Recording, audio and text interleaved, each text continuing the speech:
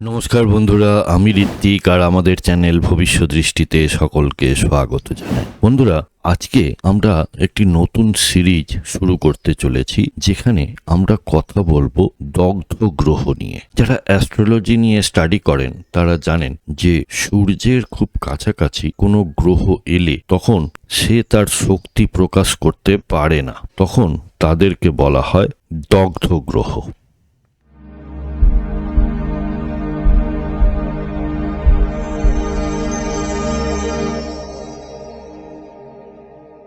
বন্ধুরা, আপনারা যারা যারা আমার চ্যানেলটি অলরেডি সাবস্ক্রাইব করেছেন তাদেরকে জানাই আমার অসংখ্য ধন্যবাদ ও কৃতজ্ঞতা। যারা এখনো সাবস্ক্রাইব করেননি তাদের কাছে আমার বিনীত আবেদন, চ্যানেলটি সাবস্ক্রাইব করুন এবং পাশে থাকুন।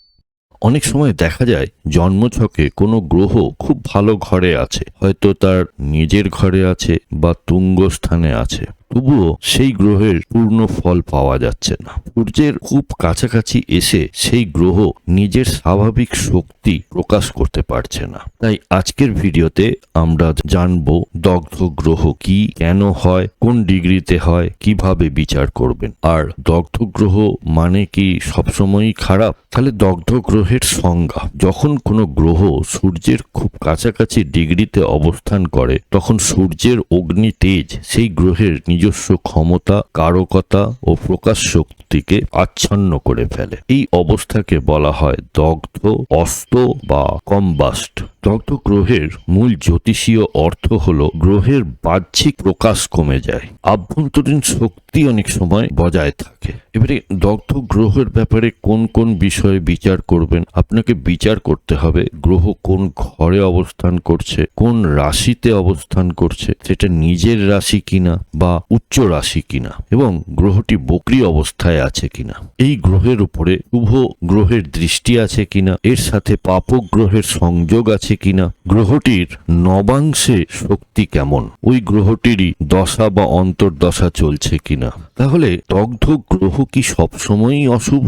অনেক সময় দগ্ধ গ্রহ ফল দিতে দেরি করে, ফল ভিতরে ধরে রাখে, পরিণত বয়সে ফল দেয়, দশায় শক্তিশালী হয়ে ওঠে, আর আধ্যাত্মিকতার দিক থেকে ফল দেয়, বাহ্যিক নয় মানসিক স্তরে কাজ করে। এবারে দগ্ধ গ্রহ যে ঘরে থাকে সেই ঘরটির স্পষ্টতা কমে, ফল দেরিতে আসে, আত্মবিশ্বাস কম দেখা যায়, বাইরের মানুষ কিন্তু বুঝতে পারে না, ফল গোপনে তৈরি হয়, সাফল্য দেরিতে দৃশ্যমান হয়। উদাহরণ হিসেবে বলি, লগ্নে দগ্ধ গ্রহ থাকলে ব্যক্তিত্ব চাপা স্বভাবের হয়, পঞ্চমে অবস্থান করলে প্রতিভা প্রকাশে দেরি হয়, সপ্তমে অবস্থান করলে সম্পর্কের ক্ষেত্রে অর্থাৎ রিলেশনশিপের ক্ষেত্রে ফলে দেরি হতে দেখা যায়, আর দশমে অবস্থান করলে কর্মজীবনে স্বীকৃতি আসতেও দেরি হয়। এবারে একটা বিষয় নিয়ে অনেকেরই একটু মিসকনসেপশন আছে, দগ্ধ গ্রহ আর নীচ গ্রহ।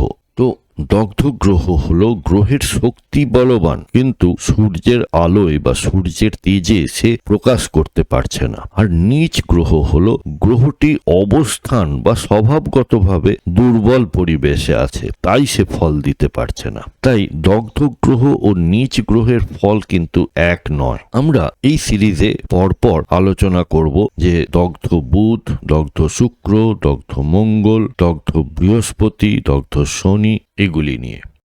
বন্ধুরা, আমাদের এই ডিসকাশনে কোনো পার্টিকুলার চার্ট ধরে বা গ্রহের অবস্থান ধরে কিন্তু কোনো কথা বলা হচ্ছে না। আপনার কোনো হাউসে যদি সমস্যায় থাকে বা জীবনে কোনো ধরনের সমস্যার সম্মুখীন হন, তাহলে আপনারা ভবিষ্যৎ দৃষ্টির সাথে যোগাযোগ করতে পারেন এবং আমাদের কাছ থেকে আপনারা কনসালটেশন নিতে পারেন। আপনাদের ন্যাটাল চার্ট বা গ্রহগত অবস্থান জন্মকালীন, তার সাথে দশা, অন্তর্দশা এবং আগামী দিনের যে ট্রানজিট এবং তার প্রভাব, এই সব মিলিয়ে আপনারা একটি রেজাল্ট বা সলিউশন আমাদের থেকে পেতে পারেন। কন্ট্যাক্ট নাম্বার এবং ওয়েবসাইট এবং চেম্বারের অ্যাড্রেস সবই দেওয়া হলো, আপনারা সময় মতো যোগাযোগ করতে পারেন। বন্ধুরা, প্রতিবেদনটি কেমন লাগলো আমাকে অবশ্যই লিখে জানাবেন কমেন্ট বক্সের মাধ্যমে। যদি ভালো লেগে থাকে তাহলে একটি লাইক করবেন, আর আত্মীয় স্বজন বন্ধু বান্ধবের সাথে শেয়ার করতে ভুলবেন না। আজকের পর্ব এখানেই শেষ করছি। সাথে থাকার জন্য অনেক ধন্যবাদ।